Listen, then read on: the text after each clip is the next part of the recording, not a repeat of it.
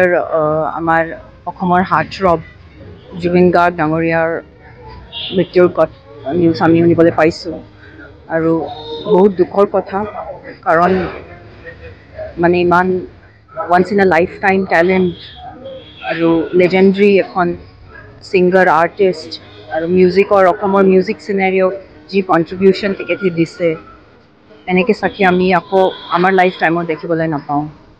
আৰু মই জানো যে BTCৰ বহুত আমাৰ ইলেকশ্যনছৰ ব্যস্ততাৰ মাজত আমি এখন সৰু শ্ৰদ্ধাঞ্জলি প্ৰগ্ৰাম আজি ৰাখিবলৈ পাৰিছোঁ। আৰু আমাৰ ইয়াত আজি আমি তেখেতৰ ফেভৰেট ছং মায়াবিনী গাই আমি তেখেতক আকৌ একবাৰ যেনেকৈ তেখেতে বিচাৰিছিলে যে তেখেতৰ বিদায় সময়ত এনেকৈহে এইটো গানটোহে চলিব লাগে, সেই গানটো আমি আজি ইয়াত শ্ৰদ্ধাঞ্জলি প্ৰগ্ৰামত চবেই মিলি তেখেতক আকৌ একবাৰ মনত পেলাইছোঁ। আৰু যিমান কওঁ কমেই হয়, যি কণ্ট্ৰিবিউশ্যন তেখেতৰ আছিলে আৰু যেনেকৈ তেখেতে যি নিজৰ ফিল্ডত অকল নহয় কিন্তু অসম সমাজৰ কাৰণে যি কৰি গৈছে আৰু অসমৰ মিউজিক চিনটো মানে আন্তঃৰাষ্ট্ৰীয় স্তৰ নেশ্যনেল লেভেলত লৈ গৈছে, এনেকৈ বহুত আমাৰ কাৰণে বহুত বিগ লছ, বহুত ডাঙৰ লছ আৰু মনুমেণ্টেল লছ মই ক'ব পাৰোঁ। আৰু ইয়াতকৈ বেছি আৰু কি ক'ম, বহুত ডাঙৰ loss, very monumental loss and cannot be replaced. We cannot find anyone else like him, at least not in our lifetimes. আমি এই কোকৰাঝাৰ আমাৰ জিলা আয়ুক্ত কাৰ্যালয়, আমাৰ অসমৰ গৰ্ব জুবিন গাৰ্গ ডাঙৰীয়াৰ আকস্মিক প্ৰয়াণত সকলোৱে তেওঁৰ প্ৰতি আমি শ্ৰদ্ধা জনালোঁ।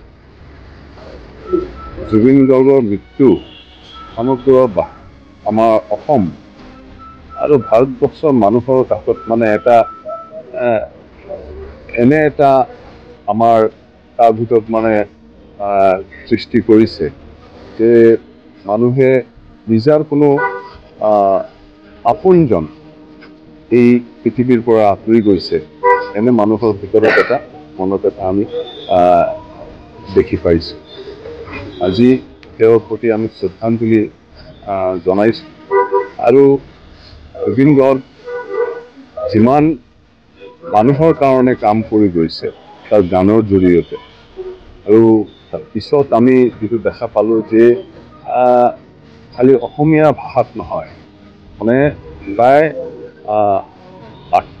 40টা ভাষাত সি গান গাইছে। 40টা ভাষাত গান গোৱাৰ অৰ্থ এইটোৱে হৈছে যে এই পুৰো আমাৰ ভাৰতবৰ্ষেৰ যিটো আমাৰ এটা সংস্কৃতি যিটো আছে, ভাৰতবৰ্ষৰ বিভিন্ন জাতি জনগোষ্ঠীৰ মানুহ যিটো আছে, সকলোৰ লগত তেওঁৰ এটা আত্মিক সম্পৰ্ক হৈ গৈছিল।